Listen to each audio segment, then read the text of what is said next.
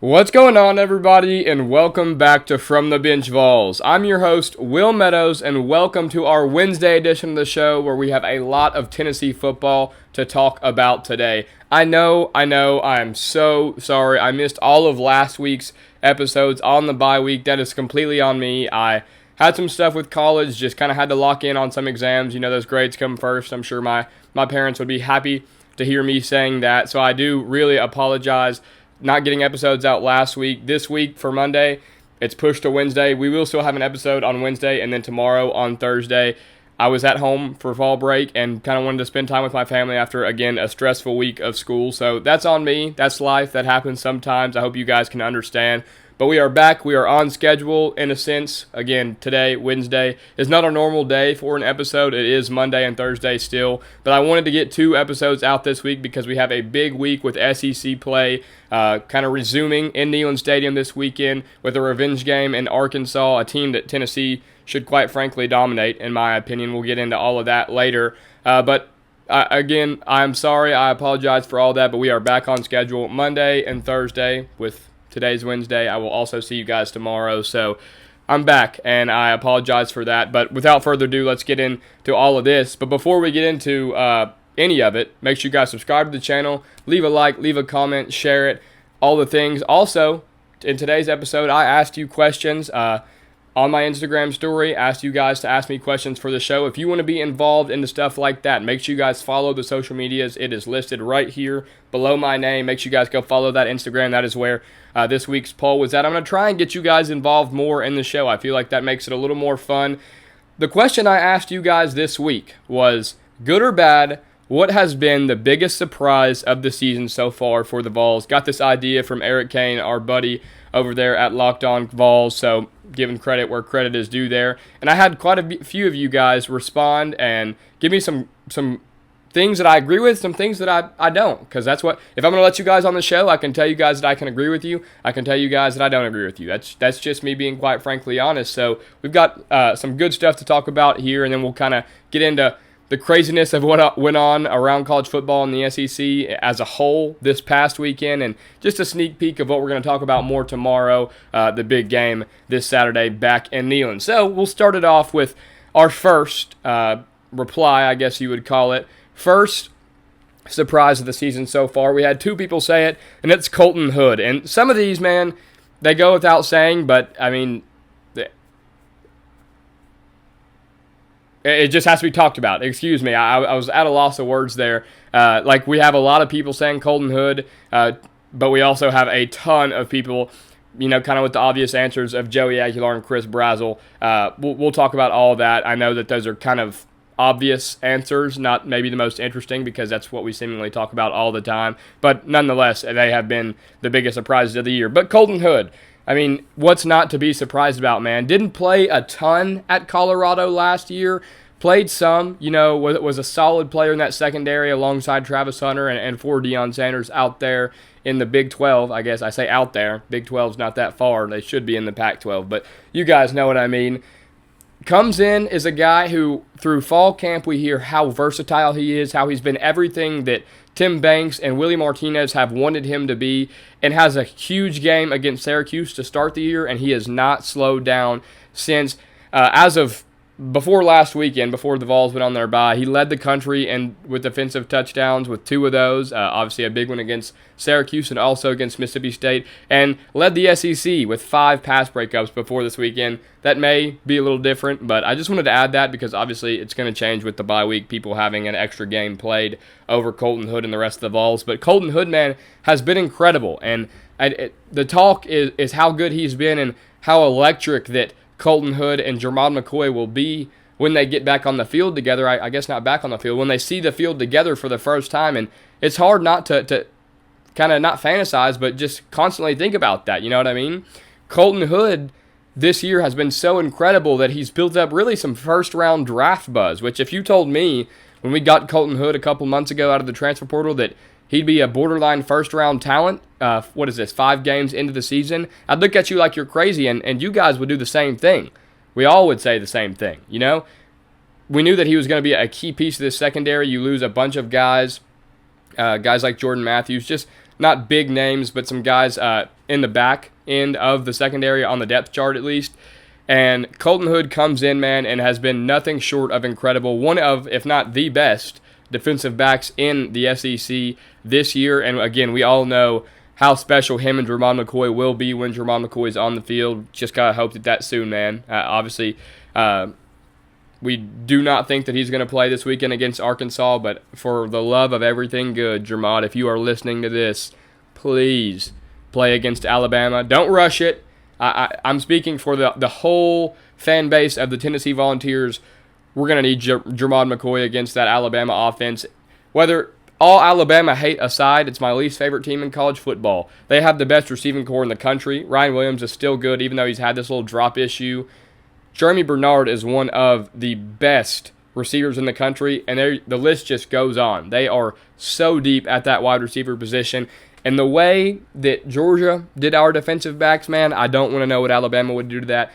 So I'm saying all that to say, let's say a prayer that Jermon McCoy is back for that Alabama game, man, because him and Colton Hood could be something special on each side of the football field. So Colton Hood, man, has been a pleasant surprise for the Vols about halfway through the year.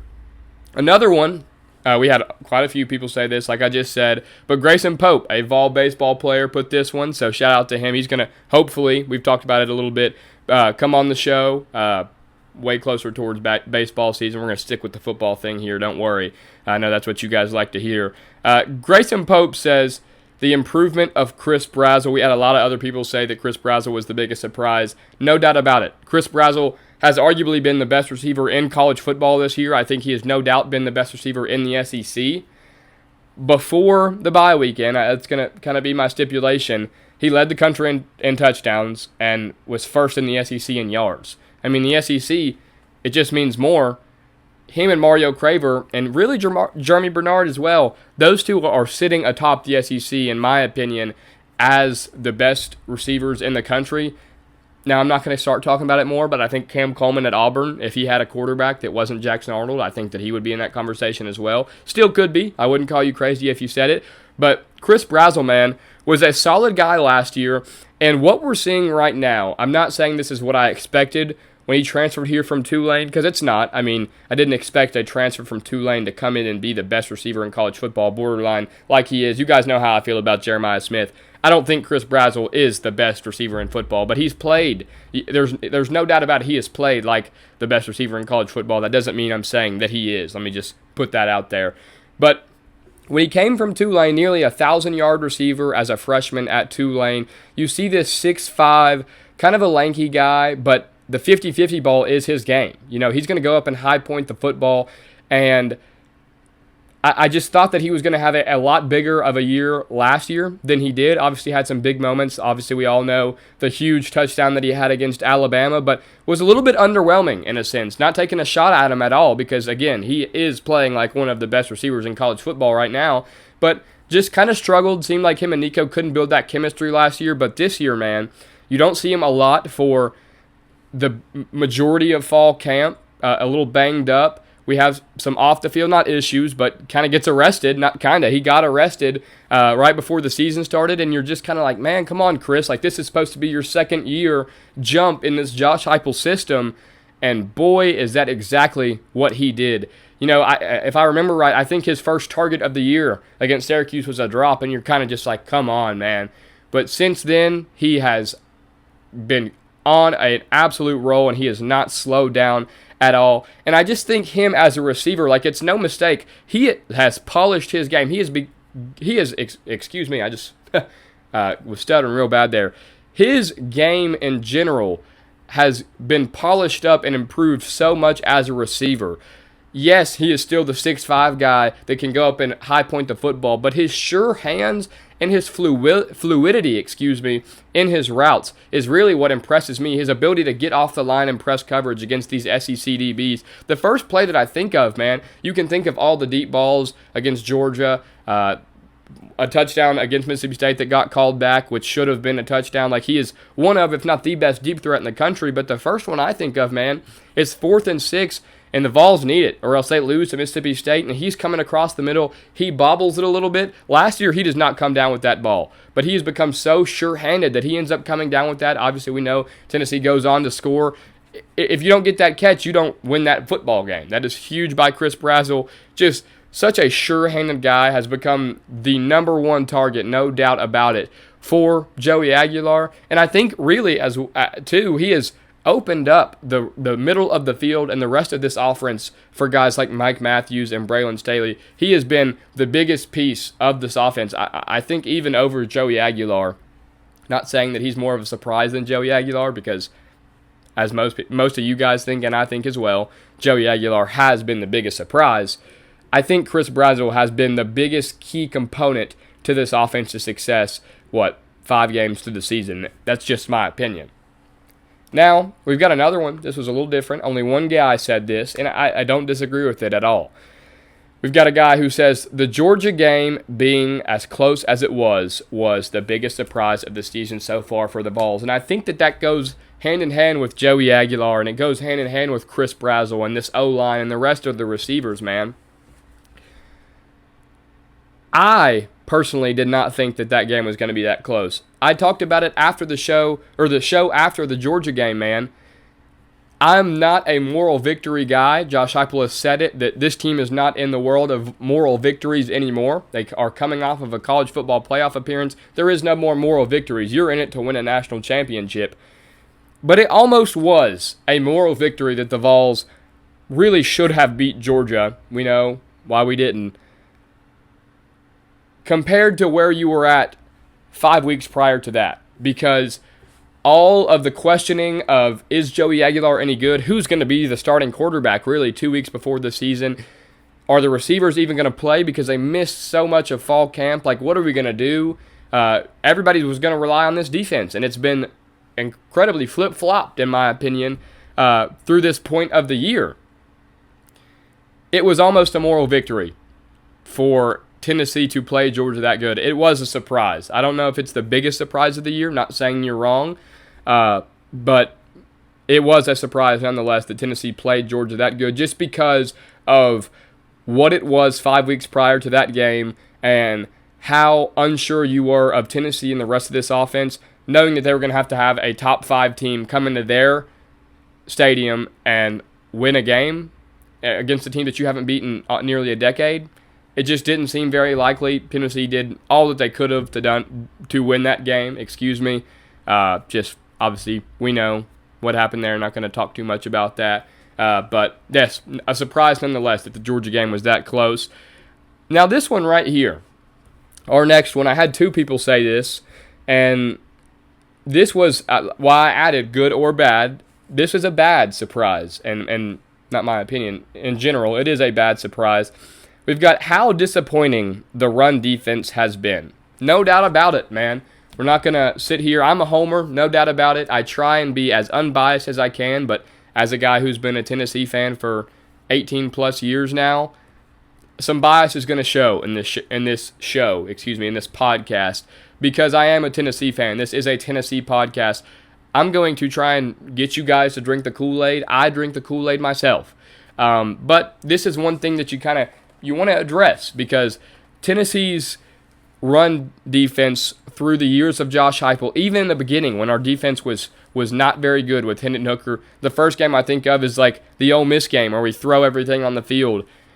The run game was always pretty good on the defensive end, The ability to stop the run has always been pretty good. Josh Heupel has led the SEC in tackles for loss in his time as being the head coach for the Tennessee Volunteers. Run game, stopping the run has been really what the Vols have been able to do so successfully. Now, these last few years, you've been able to add some pass rushers in a James Pierce, Omar Norman-Lott, this year a Joshua Josephs, all those things. I mean, you still had pass rushers like Byron Young in the beginning of the Josh Heupel era, but no doubt about it, the defensive line has gotten extremely better as the years have gone on with Josh Heupel. But they've always been able to stop the run in a sense, and this year it felt like it was going to be no different.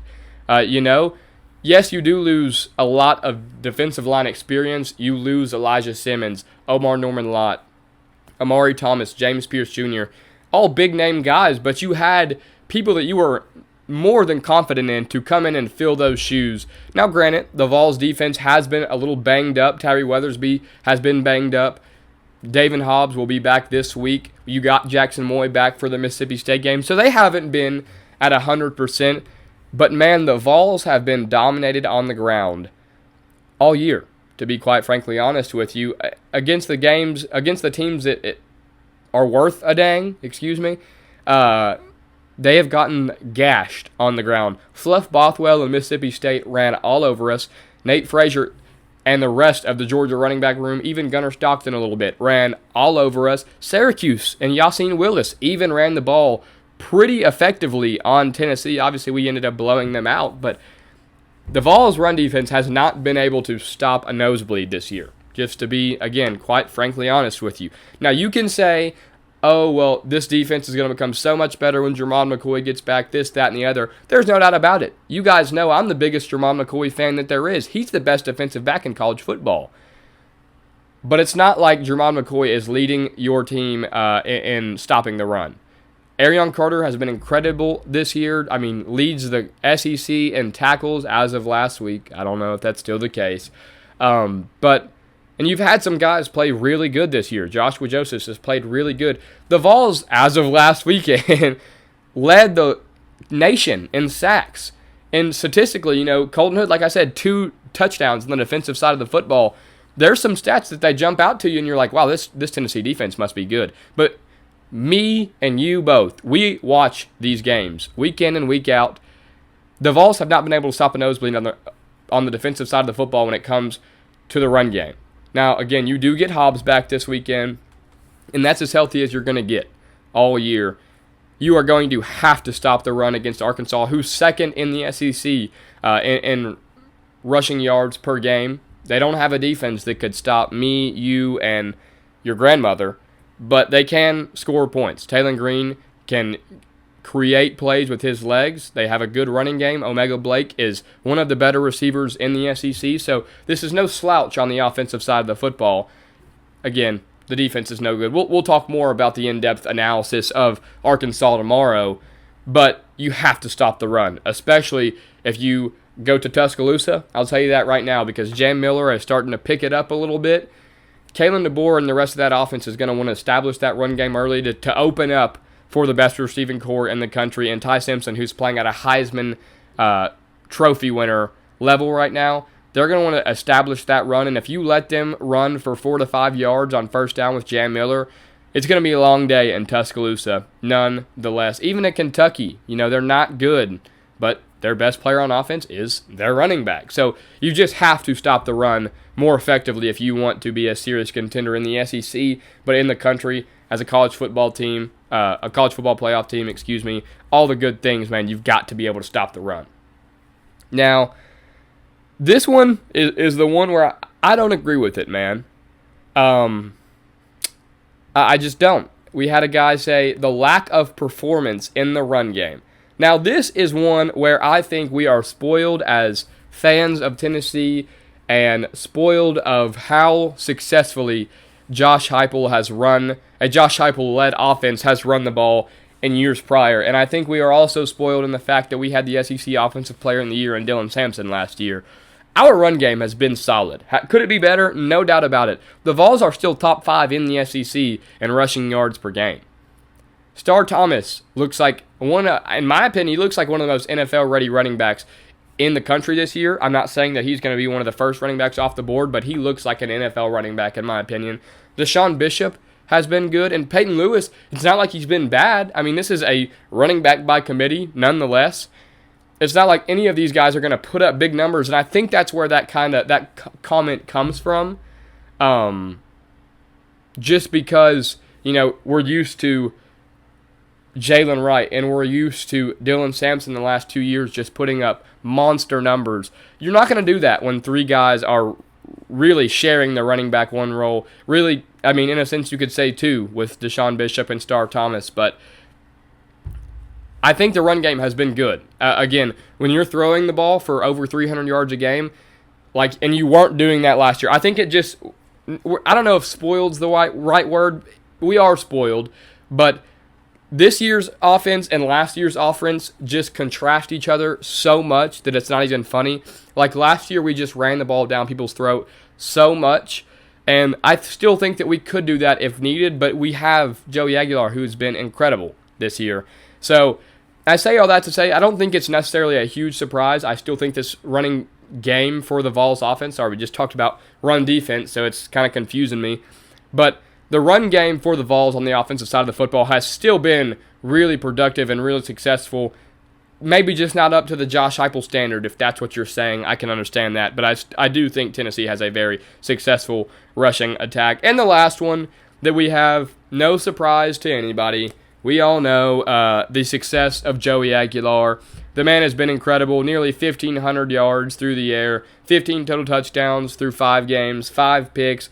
And me and you both know, I'm not going to get into the nitpicking of things, but 5 picks, 4 of those are not his fault. Man, he's been incredible. I'm not going to sit here and tell you things that you guys already know. He's played as if he's one of the best quarterbacks in the SEC. I think he's the 3rd best quarterback in the SEC right now, only behind John Mateer, who's not playing, so I guess you could say second. John Mateer and Ty Simpson. He has been incredible this year, and a lot of that has to do with Josh Heupel. A lot of that has to do with the receiving room, and I wanted to add this because nobody said it, but a lot of that has to do with how good this offensive line has been. Even with David Sanders being out, Jesse Perry, a freshman, has come in and just played incredible for the Vols.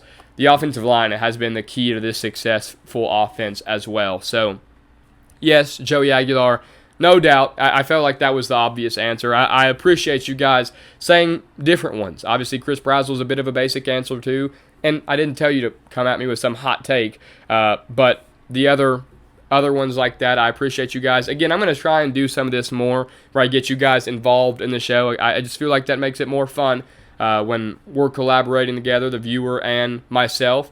So again, make sure you guys are following the social medias below, even on TikTok. If I do something on TikTok, make sure you guys are following all of those. And kind of to wrap up this show, we're just going to talk about what went on in the bye week with the Vols. The craziness. I mean, there's not much to it. We saw Alabama, in my opinion, really dominate Vanderbilt. The box score may not show it, the stat sheet may not show it, but there was never a question in my mind who was winning that game.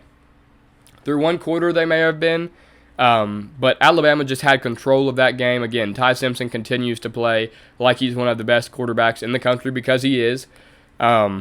Just a lot of good things from Alabama. Miami looks like the best team in the country, in my opinion. Just a stacked resume now. Have beat everybody who's worth a dang in the state of Florida. Miami, compared to last year, they still have the really good offense. Mally Toney is the best freshman in the country. The dude is a threat to score the ball from wherever he touches it. Their receiving room has been incredible too with C.J. Daniels. And Carson Beck, man, he's seen it all with his time in Georgia. Any hostile environment you put him in, any situation you put him in, he's seen it at the highest level with Georgia. Miami's dangerous, and they have the best defensive player. I don't know if he's better than Caleb Downs, but Reuben Bain has been nothing short of incredible, playing at a Heisman level at the edge rusher position, and the rest of that defense has been incredible. Miami looks like one of the best teams in the country. I think they are the best team in the country. Our boy Nico, man, I put it on my Snap story, my personal Snap story, so a lot of you guys probably didn't see it, but man, call me crazy. It just makes me happy seeing him win that game. Not because of the Penn State falling out of the rankings and letting us move up, which that does make me happy as well. I just can't explain it. Some of you guys that are older than me, you may not understand. If you are my age watching this show, I'm going to tell you why, and maybe you can resonate with it. Nico Iamaleava was the highest rated and most hyped up recruit that I can remember, and I think that statistically is right, in our lifetime, in my lifetime. So seeing him and coming off of how good we were with Hendon Hooker, Joe Milton was still solid, and that team was good. I just thought that Nico was going to be that guy for 2 years to put us over the hump and win us that natty. I guess that's my point. Like, he was just so thought of to be that guy, hyped up by me and so many others, and just the way it ended, it just makes me sad. It makes me. I don't like the guy anymore. because he is a traitor, and I don't like the way that all that went down. I think a lot of that is his dad. But it just made me happy to see Nico succeed, especially because as a person, man, all football aside, all the country has done for the last 2 months is just talk about how much of an idiot he is and how dumb he is and how bad he is, which, when you play at this level and at school like Tennessee in the SEC, that comes with it. But it just made me happy to see him succeed and get a big win versus Penn State. Another guy that I like, and I wish he was a little better. Arch Manning is no good at football. Breaking news to no one. He's not good. I wish he was good because I as a Peyton Manning fan, a Tennessee fan, I cheer kind of biasly for a Manning. I just love the Manning family. I wish he was good. He's not. He's bad at football. Elementary school reads are not his thing. He just has people wide open and can't hit them. He's just not good at football. Texas is struggling. They've got to win out, and then they have the Red River Shootout where Oklahoma is the top 5 or 6 team in the country. They've still got to go to Georgia. So a lot of things stacked against Texas, and Arch Manning is certainly not helping it. The Vols move up 3 spots, to 12 in the AP poll. I'm happy about it. I know a lot of people complain about not being top 10. The AP just doesn't want us to be top 10. We don't have a resume of a top 10 team right now, just being quite honest with you. No impressive wins, in my opinion. Mississippi State was a big win, don't get me wrong. But next weekend in Tuscaloosa, I will be there with my friends, so excited for that. Those are where you get your top 10, ranking solidified. Those are the big dog games that you have to win because you've got to win 2 of the 3. Well, you really can only lose twice, in a sense, or can only lose once.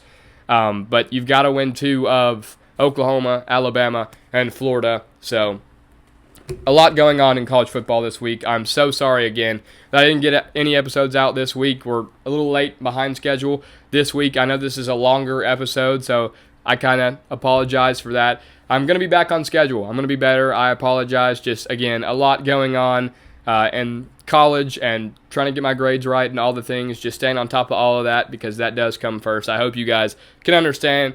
But again, I appreciate you guys for joining me on this Wednesday edition of From the Bench. I will see you guys tomorrow as well. Make sure you guys are subscribed, like this video, comment, share, all that good stuff. I will see you guys tomorrow once again, and go Vols.